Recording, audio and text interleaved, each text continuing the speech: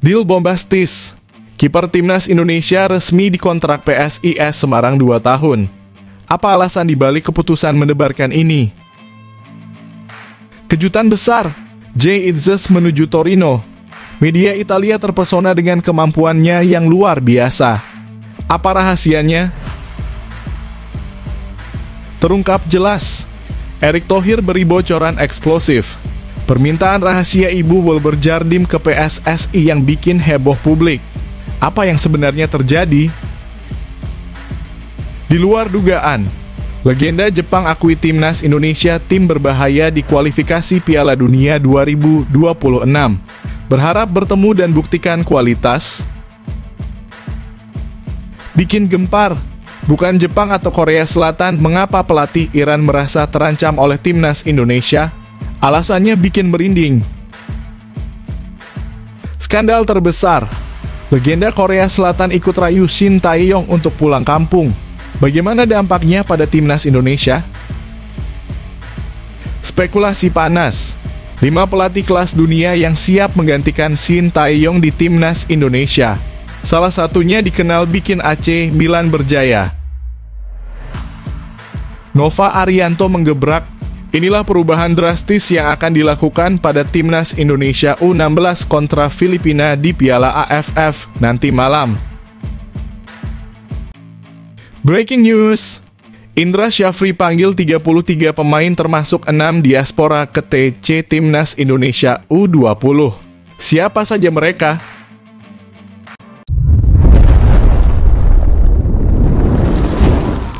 Sebelumnya mohon subscribe channel ini dulu supaya nggak ketinggalan berita terupdate Timnas Indonesia.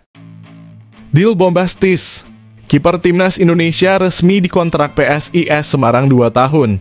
Apa alasan dibalik keputusan menebarkan ini? Kiper Timnas Indonesia Muhammad Adi Satrio mendapat perpanjangan kontrak selama 2 musim dari PSIS Semarang di kompetisi Liga 1.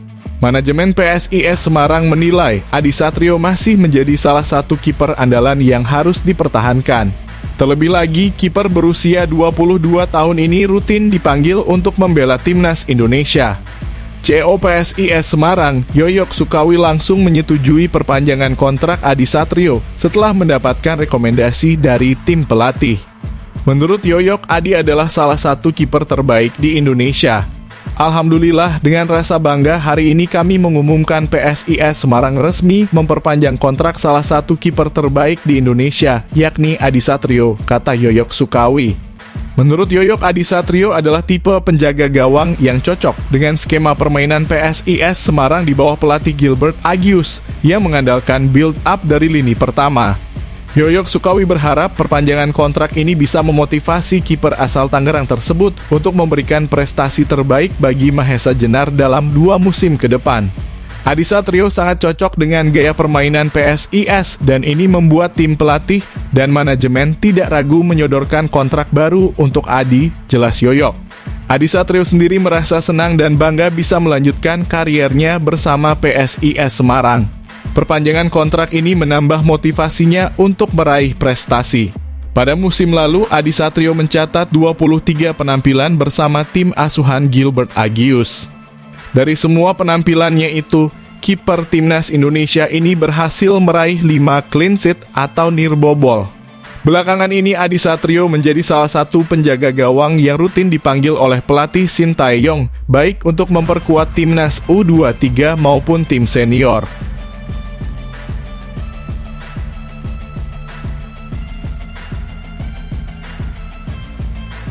Kejutan besar. Jay Itzes menuju Torino. Media Italia terpesona dengan kemampuannya yang luar biasa. Apa rahasianya? Back timnas Indonesia Jay Itzes sedang diminati oleh klub Italia Torino FC. Itzes saat ini masih terikat kontrak dengan Venezia hingga 30 Juni 2027. Selain Torino, FC Parma juga menunjukkan minat pada pemain berposisi back ini. Ketertarikan dari Torino dan Parma membuat media Italia mulai memperhatikan kemampuan Itzes. Jay adalah salah satu pemain andalan Venezia, tampil dalam 23 pertandingan dan mencetak 3 gol. Media Italia Toro IT menyebut Itzes memiliki beberapa kemampuan khusus. Sebagai back, Idzes dapat menjalankan beberapa peran lain, termasuk sebagai gelandang bertahan jika diperlukan oleh pelatih. Idzes adalah pemain bertahan yang memiliki kekuatan fisik sebagai kelebihan utamanya. Ia bisa bermain di posisi manapun di lini pertahanan, mulai dari gelandang hingga bek tengah. Jika diperlukan, ia juga dapat berperan sebagai gelandang tengah, tulis Toro IT. Peran Idzes mengingatkan pada pemain Torino lainnya, Adrien Tameze, yang juga tangguh di lini tengah tim Il Toro. Dalam hal ini, ia mengingatkan kita pada Adrien Tameze yang dipaksa bekerja keras di lini tengah dan pertahanan musim lalu, lanjut laporan tersebut. Kekuatan utama Idzes adalah kondisi fisiknya yang mendukung dalam duel udara. Sebagai bek, ia sering mencetak gol melalui sundulan dan juga kuat dalam duel udara saat bertahan. Hadirnya Idzes diharapkan bisa membuat lini pertahanan Torino semakin solid. Dengan tinggi badan 1,9 meter dan kekuatan fisik sebagai karakteristik utamanya, ia menjadikan dirinya pemain yang menarik bagi Toro jika kesepakatan ini terjadi, tutup media tersebut.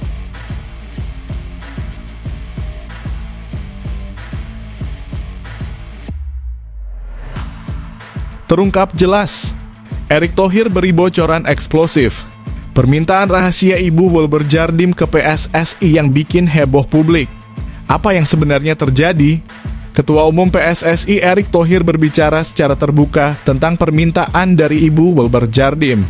Erick menegaskan bahwa kepentingan timnas Indonesia U20 lebih penting daripada individu. Wilber Jardim adalah bek timnas Indonesia U20 yang bermain di Sao Paulo U17. Ibunya Liliana Halim ingin berbicara dengan PSSI dan Erick Thohir. Saya rasa isu terkait Wilber Jardim adalah masalah individu yang menjadi bagian dari kepentingan tim secara keseluruhan, kata Erick Thohir.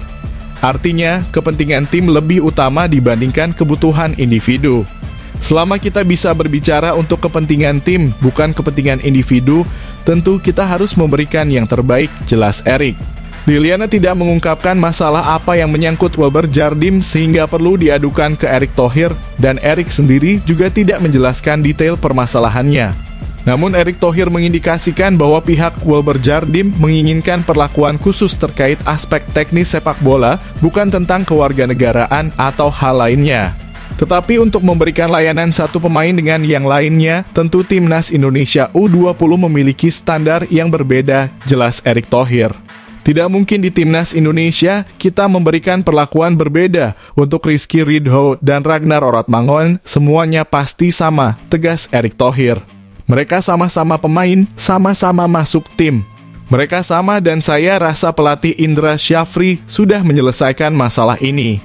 Tentu mohon maaf, bukan berarti saya tidak merespons. Tidak mungkin ketum PSSI merespons permintaan individu dari seluruh Indonesia. Sebagai ketum PSSI, yang terpenting adalah membuat kebijakan yang menyeluruh tanpa intervensi dari masing-masing pihak, tegas Erick Thohir.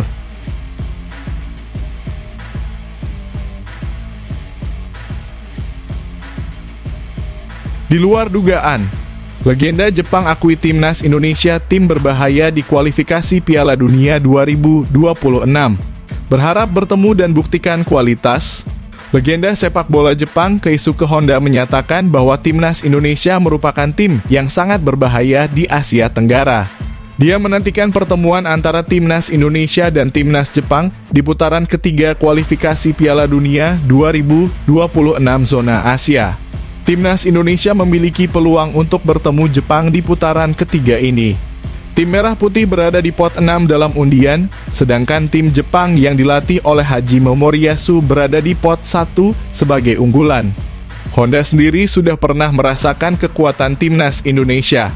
Mantan pemain AC Milan ini pernah menghadapi tim yang dilatih oleh Shin Tae-yong saat menjadi manajer timnas Kamboja di Piala AFF tahun 2022. Karena pengalaman tersebut, Honda berani menyebut Indonesia sebagai tim paling berbahaya di Asia Tenggara. Dia juga menilai bahwa komposisi pemain Indonesia sangat lengkap. Indonesia adalah tim yang sangat berbahaya di Asia Tenggara. Dari segi kualitas, mereka memiliki pemain yang komplit, kata Honda, mengutip dari media Vietnam Dantre. Indonesia merupakan tim terlengkap di kawasan Asia Tenggara, jelas Honda. Mengantisipasi kemungkinan Indonesia bertemu Jepang, Honda menantikan pertandingan tersebut terjadi di putaran ketiga kualifikasi Piala Dunia 2026 zona Asia. Dia yakin laga ini akan sangat menarik. Sangat menarik menantikan pertandingan antara Indonesia dan Jepang di kualifikasi Piala Dunia, tegas Honda. Sebelumnya Indonesia pernah berhadapan dengan Jepang di Piala Asia 2023. Saat itu tim yang dipimpin oleh Wataru Endo menang dengan skor 3-1. Undian putaran ketiga kualifikasi Piala Dunia 2026 zona Asia akan dilakukan pada Kamis 27 Juni 2024. Menarik untuk melihat apakah Indonesia akan bertemu dengan Jepang.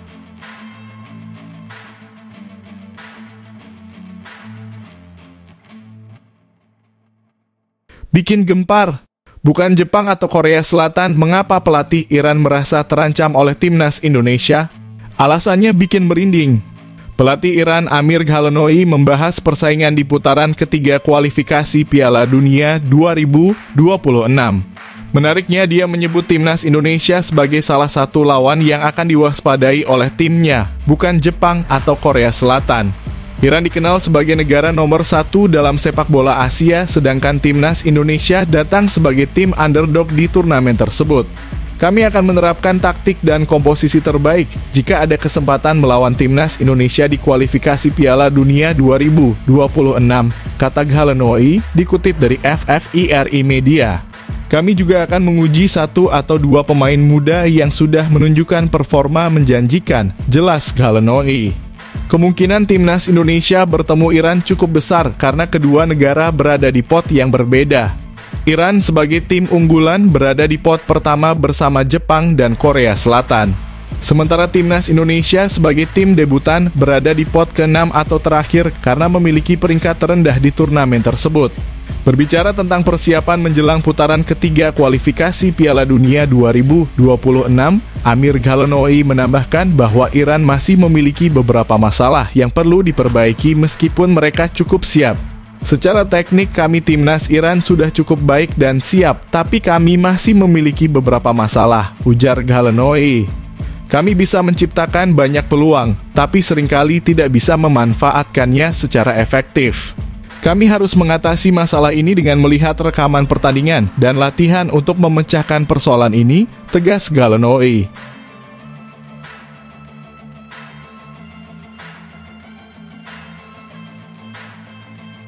Skandal terbesar.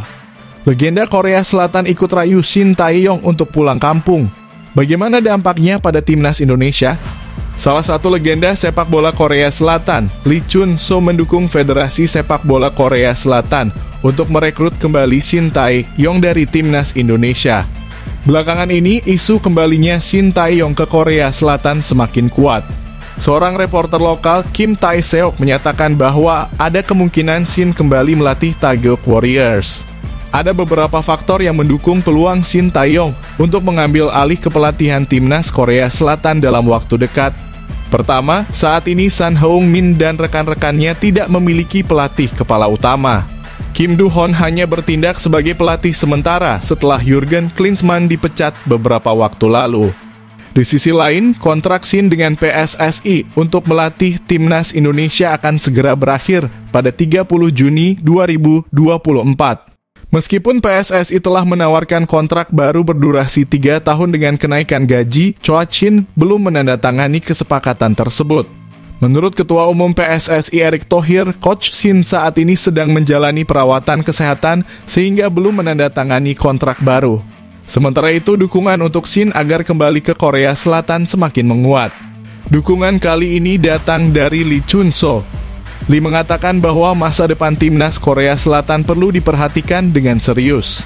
Menurutnya, KFA membutuhkan pelatih yang benar-benar kompeten untuk level internasional. KFA tampaknya fokus mencari pelatih lokal demi mengembalikan semangat juang Taeguk Warriors yang sempat dipimpin oleh pelatih asing. Sepak bola Korea harus dipilih dengan melihat masa depan, bukan hanya sekadar kualifikasi Piala Dunia saja, kata Lee Chun-so dikutip dari Naver Media. Kita perlu pelatih yang kompeten yang dapat bekerja dengan tim nasional. Pada saat yang sama, KFA mencoba memilih pelatih lokal demi menekankan kembali gaya Korea. Jelas menurut Lee, pelatih asing tetap menjadi pilihan terbaik. Namun jika KFA memutuskan untuk memilih pelatih lokal, hanya ada dua kandidat yang layak, Shin Tae-yong dan Hong Myung-bo. Lee menegaskan bahwa jika salah satu dari dua nama itu terpilih, ia akan menjadi pendukung utama mereka. Jalan terbaik sejatinya adalah mendatangkan manajer asing. Jika tidak, hanya ada dua nama yang pantas duduk di posisi tersebut. Mereka adalah Hong Myung-bo dan Shin Tae-yong. Jika salah satu dari dua orang itu terpilih, saya akan mendukung mereka, pungkas Lee.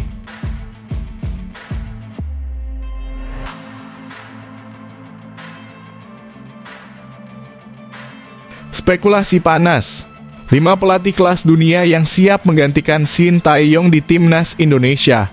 Salah satunya dikenal bikin AC Milan berjaya.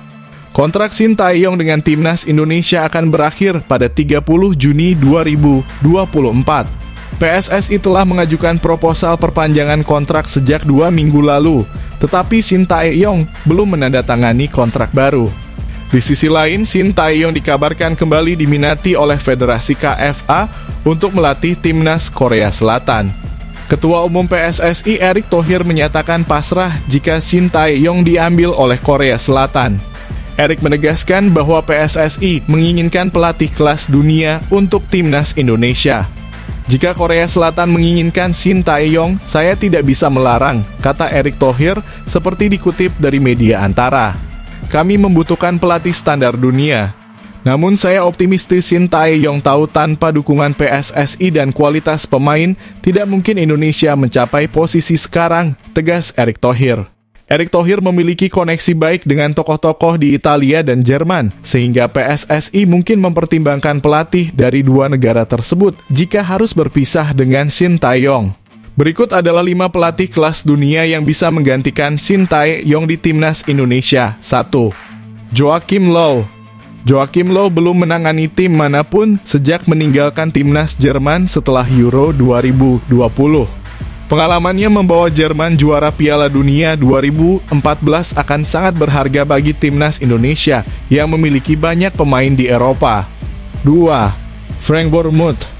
Frank Bournemouth pernah menjadi konsultan pelatih timnas Indonesia U17 di Piala Dunia U17 2023.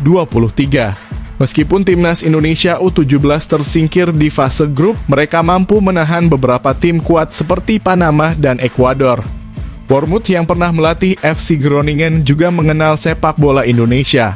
3. Edin Terzic. Edin Terzic membawa Borussia Dortmund ke final Liga Champions 2023-24, mengangkat namanya sebagai pelatih sukses. Setelah prestasi tersebut, Terzic meninggalkan Dortmund, sehingga PSSI memiliki kesempatan untuk mendekati pelatih yang saat ini berstatus tanpa klub. 4. Walter Mazzarri. Walter Mazzarri pernah bekerja sama dengan Erick Thohir di Inter Milan pada 2013. Meskipun gagal total di Inter Milan, ada kemungkinan Mazzarri bisa sukses bersama timnas Indonesia. 5. Stefano Pioli. Stefano Pioli saat ini tanpa klub setelah meninggalkan AC Milan pada akhir musim ini.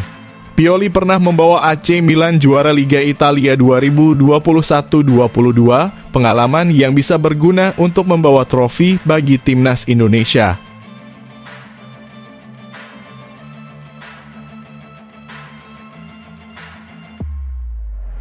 Ini dia perintah tegas dari Nova Arianto untuk timnas Indonesia U16.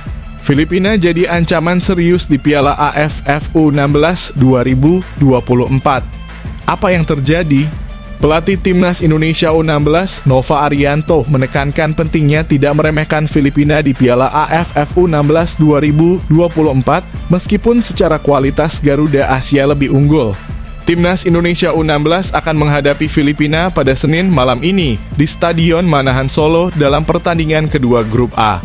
Timnas Indonesia U16 memulai Grup A dengan kemenangan 3-0 atas Singapura, sementara Filipina kalah 0-3 dari Laos. Secara kualitas, Singapura memang lebih baik daripada Filipina, tapi tidak ada yang mudah dalam sepak bola, kata Nova kepada wartawan.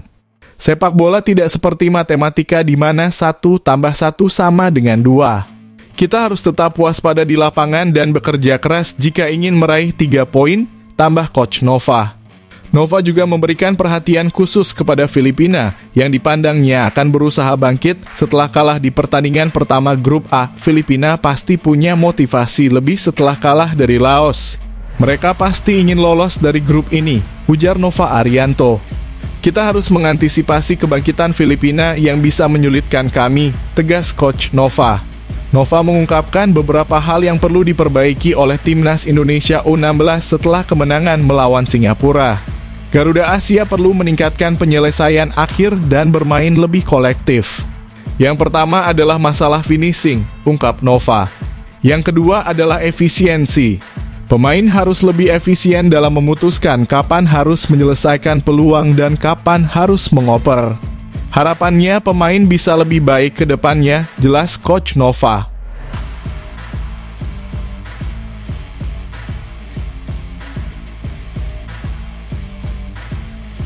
Nova Arianto menggebrak, inilah perubahan drastis yang akan dilakukan pada Timnas Indonesia U16 kontra Filipina di Piala AFF nanti malam. Pelatih Timnas Indonesia U16, Nova Arianto, membuka kemungkinan untuk melakukan perubahan dalam susunan pemain. Garuda Asia akan berhadapan dengan Filipina di Piala AFF U16 2024. Setelah membuka grup A dengan kemenangan atas Singapura, Timnas Indonesia U16 akan menghadapi Filipina malam nanti. Secara teori, Filipina bukan lawan yang sepadan bagi Timnas Indonesia U16. The Azkals kalah dari Laos pada pertandingan pertama mereka di Piala AFF U16 2024. Kondisi pemain semuanya baik dan siap untuk melawan Filipina. Jadi kita lihat nanti formasi apa yang akan kami gunakan, kata Nova kepada wartawan. Nova tidak ingin Timnas Indonesia U16 terlena dengan kemenangan besar atas Singapura. Oleh karena itu, Garuda Asia tetap melakukan evaluasi terhadap kekurangan dan kesalahan mereka. Persiapan pastinya kami lakukan dengan evaluasi dulu apa yang menjadi kekurangan kita saat melawan Singapura, ujar Nova. Kita juga mengantisipasi apa yang akan dilakukan oleh Filipina karena kita melihat pertandingan mereka melawan Laos. Jadi setidaknya kita mengetahui apa yang akan mereka lakukan, jelas Coach Nova. Nova juga membuka opsi untuk mengganti pemain dalam starting 11 Timnas Indonesia U16 melawan Filipina. Kita lihat nanti. Segala kemungkinan pasti ada, tegas Coach Nova.